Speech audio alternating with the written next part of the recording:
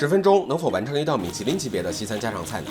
简单快手，营养饱腹，最关键的是真的太好吃了。而且学会这道菜，你将解锁几乎所有意面的关键步骤。大家好，我是阳光，今天咱们来做黑松露意面。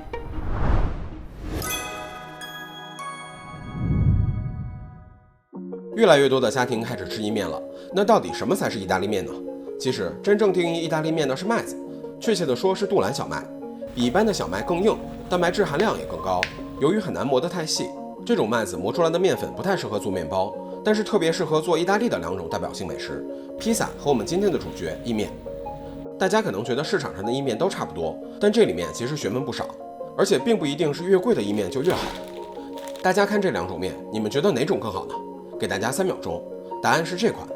简单来说，选意面的时候，首先看颜色，颜色特别深黄的，表示干燥的过程非常快，面粉发生了更多的美拉德反应，听起来好像更好吃，但这样的意面其实味道、口感和营养都不理想。而相对浅色的意面，意味着更加柔和的干燥过程，也代表了更好的风味和口感。第二就是看质感，表面越细腻的意面，煮出来就越光滑。这其实并不是一件好事儿，因为意大利面咱们一般不吃素面，而都是配着酱汁和料吃。光滑的面挂汁就没有那么容易，反而是看起来粗糙的面煮出来更能挂得住酱料。大家以后买意面的时候就可以按照这2条标准来选。至于面型，大家按自己的喜好来就行，今天咱们就不展开了。黑松露意面并不是最传统的配方，但却是高级意面里做起来最简单最好吃的，既能平时随便吃吃，又能在过节纪念日的时候作为镇桌主菜。不过今天我们不需要新鲜的黑松露，只要常见的罐装黑松露酱也能做出美味的意面。酱汁的质感想要粘稠油润，我们要理解一个西餐中的核心概念，那就是乳化。如果你把一定比例的水和油混合起来摇匀，会发现形成了一个不透明的乳浊液，这就是乳化。但是因为水和油天然具有分离的倾向，所以很快就会再次分层，反映到意面上就是酱汁会水油分离，而且挂不到面条上。想要让乳浊液更稳定，我们需要引入水油之外的第3种物质，那就是乳化剂。它可以通过亲水和亲油2端把水和油稳定的结合在一起。常见的乳化剂很多，而做意面的时候最常用的就是煮面水，因为淀粉就是很好的乳化剂，它会从面条上游离到汤中，形成咱们中餐里水淀粉一样的溶液。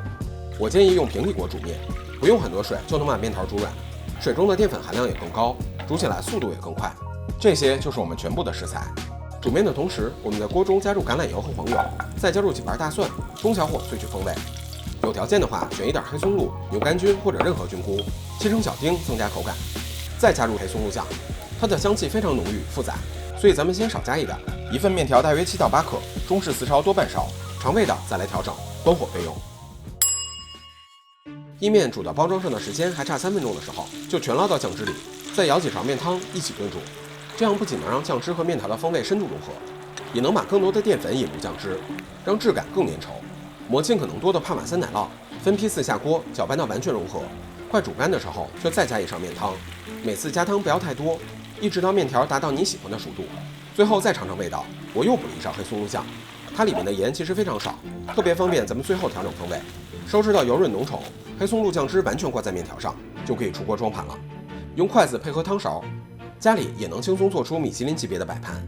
把菌菇放在面窝上，根本不用现刨的黑松露就已经香气扑鼻了，每根面条上都裹满了浓郁的酱汁。口腔中全是松露的迷人香气，真的太好吃了，大家一定要试试。好，本期内容就到这里，相信科学，享受生活，我是阳光，咱们下期再见。